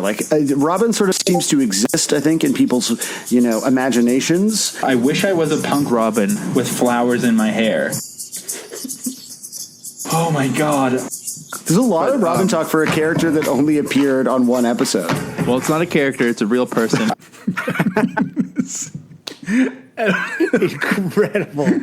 Other than that, I really love that and can't wait to hear the rest. I don't know if there's much that needs to be I don't think if you don't get that, you don't really deserve it explained to you. No. It's again, in terms of Robin looming large, like that is you're getting it. You're getting all you need from Alex there. He and David have provided you all the right clues. I also loved hearing Poli-Sci Alex like heavily auto-tuned at this. It was working for me. Yeah. That was cool. I'd like to see Poli-Sci Alex. Yeah, exactly. All right. Ryan Greenlaw and the Foggy Mountain Days. I wish I was a farmer in the old home place.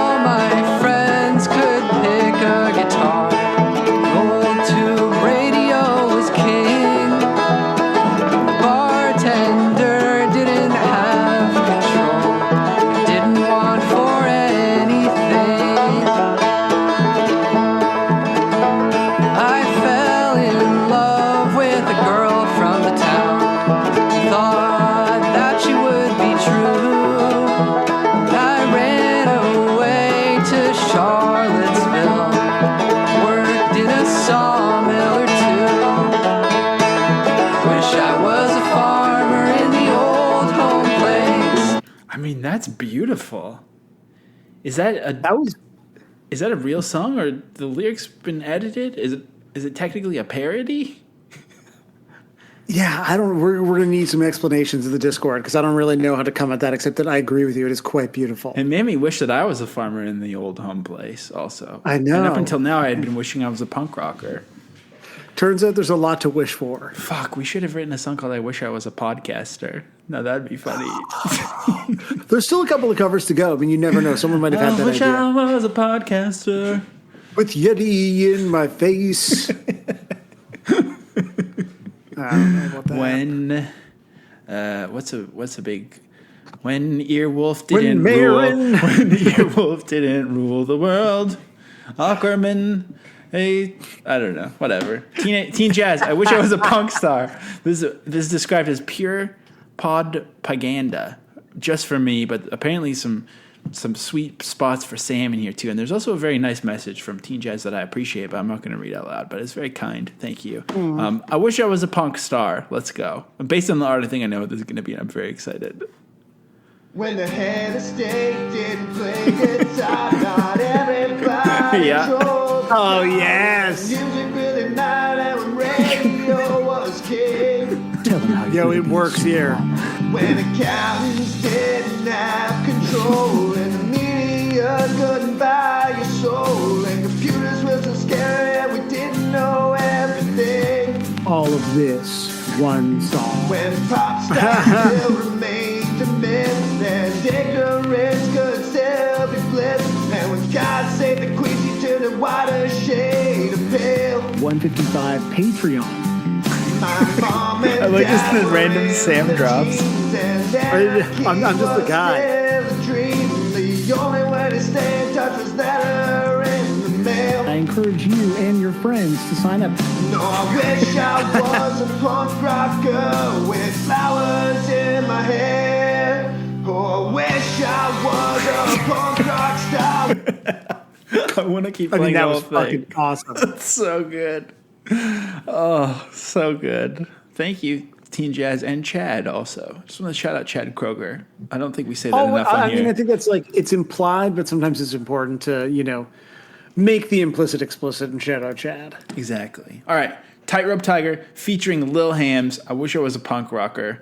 I was driving around with my girlfriend, put on this song to show her the song we were doing this week. She started singing along, so I begged her to help me record vocals this week. She agreed to do the chorus. What I didn't expect was having to explain the whole pod and specifically be left. Sometimes, yeah. I mean, it gets really, it's really a slip. It's like a cue drops, really. If you're not. Oh, I wish I was a punk rocker with flowers in my hair.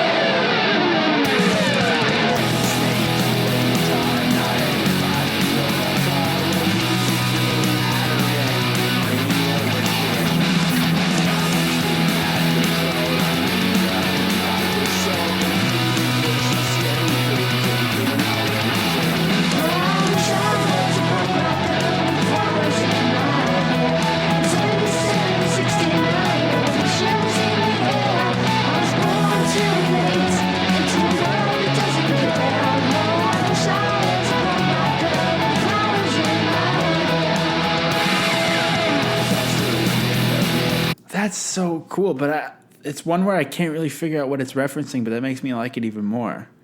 It was like, yeah, sometimes I think it's like, I mean, usually the things that have references kind of like exist fine outside of it, and I just liked that vibe. yeah, that was cool. Like, it was just like really cool and kind of some piano punk energy, which is something we've been enjoying lately. And your girlfriend definitely killed it. You should have your girlfriend on every cover. It sounded really nice to have both of your vocals together. It was great. So that was sick. Always explain be left to your girlfriend. Always. The Golden Umbrella Stands are back with I Wish I Was a Teenage Anarchist with Flowers in My Hair. And he says, this is the fourth version I've recorded this weekend. Couldn't figure out what I wanted to do with it. So I just focused on breaking down the chorus. He also says this might be his last one for a little while, which is totally fine, or keep going if you want. Also, the more the merrier, or take a break if you want. I mean, whatever floats your boat, really, I guess. But you're always welcome here. Let's go.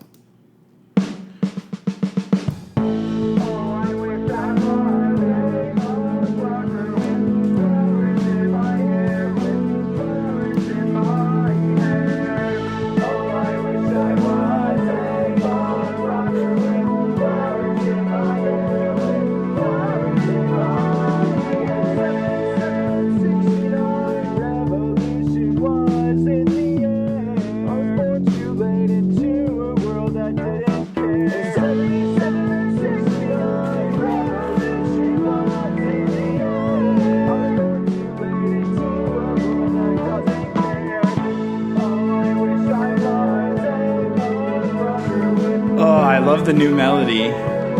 Yeah, it's beautiful. I love that this seemingly does not reference I was a teenage anarchist or right. I wish I was a punk rocker.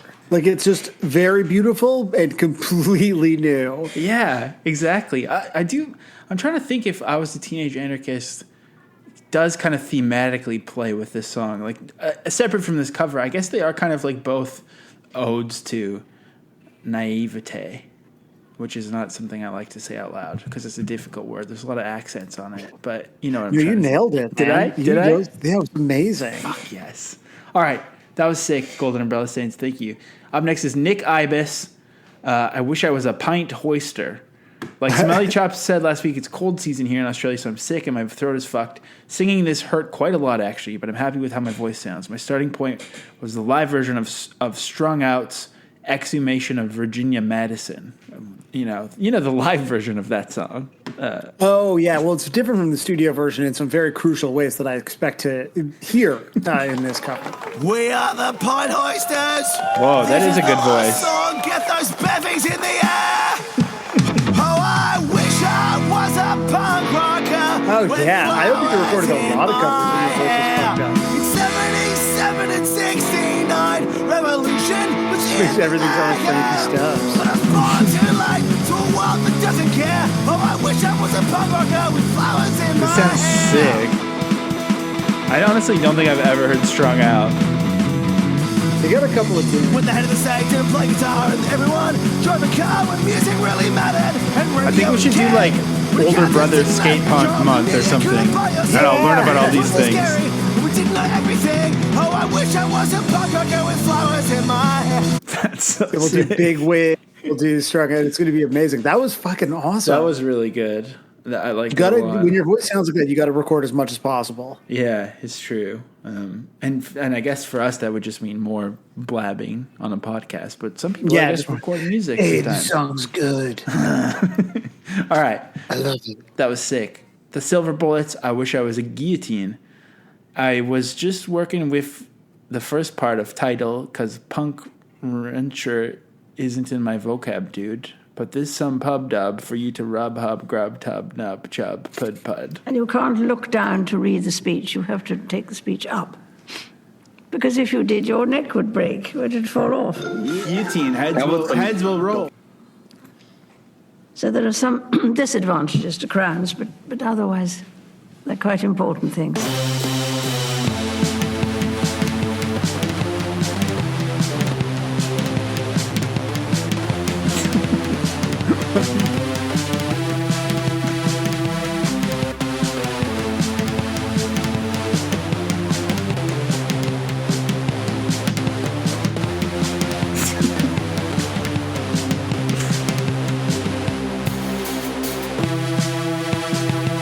The way that synth is being delivered, like it doesn't.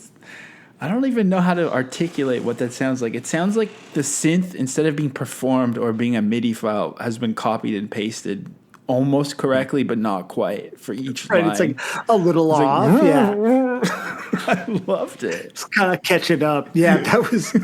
I love how much I feel like you and I are featured in these covers too. Yeah, I know. That's like another thing that's really disorienting where you're like, did I just talk or was it something I Yeah. said 6 months ago? I think that was a Globe Hell sample of me saying guillotine on.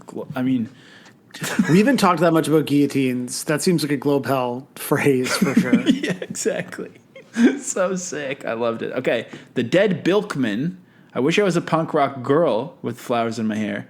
I wasn't planning on recording a cover this week, but I was so fired up by last night's Twitch stream and the support of the nation that I decided to give it a go. Shout out to YouTube Karaoke Tracks as my backing band. I think this might be Bill from Silverstein. I think, maybe, because he loves to put his name into band names. The Dead Bilkman, and his name is Bill The name is Verstein. like really valuable, it turns out, you know? It's true. Really exploring the outer limits of And what's also possible just like with the name William. someone else has said this already, but thank God we have a new Bill for this version of the pod. You know, It's exciting. It's really exciting, yeah. It makes me feel like we've grown a little bit. All right, here we go.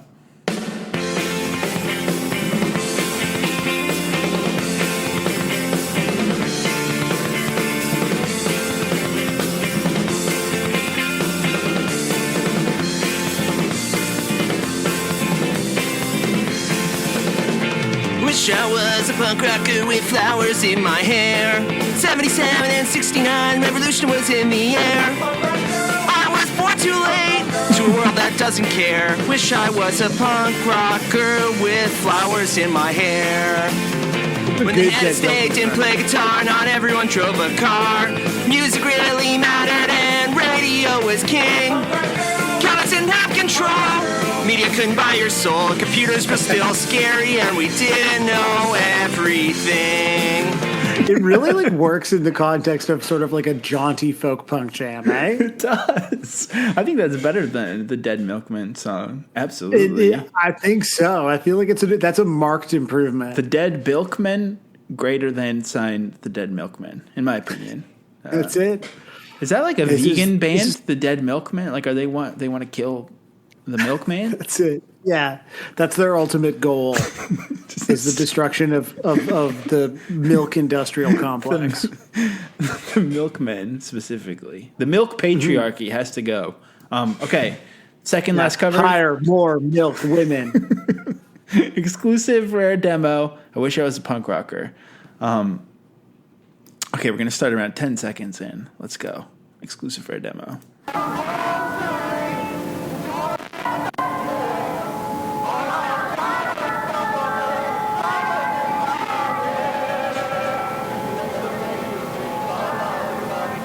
I love this creepy ass vibe.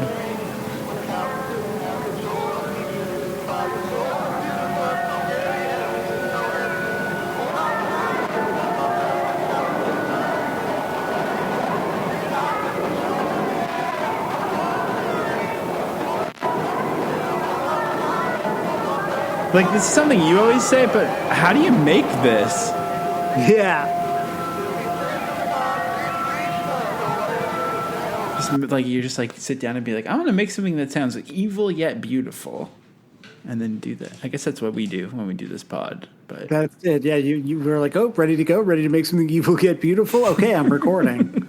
Welcome to 155. That was really wild. And yeah, and if we can talk on Discord about how something like that gets made, I think it would be illuminating. how did this get made? That's that could be some lyrics of I Wish I Was a Podcaster. Right. Yeah. Okay, the fake plodes closing us out. I wish I was a punk rocker with flowers in my hair. There's no other info. Let's try it out. The fake plodes.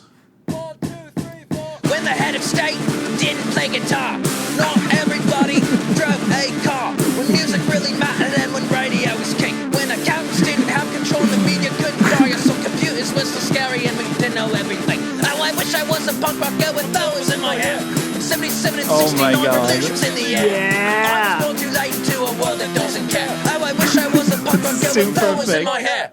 When pop stars It's really like, I feel like the song works in like every context. still being bliss. And when God saved the queen, she turned a white Because it's a perfect song. Mum and Dad were in the teens I and guess Anna Kay that's was still kind a of dream. The only way to conclusion stay in that you're touch was forced to letter in come the to. mail. Oh, I wish Fuck I was Charlie a punk Brooker. rocker with flowers in my hair. Yeah, sorry. 77 and I feel like 69 also revolutions in the air. 155 podcast must be leading the wave in crass shitpost songs. Yeah. But like Charlie Brooker, maybe you're Yeah. And that's I Wish I Was a Punk Rocker with Flowers in My Hair.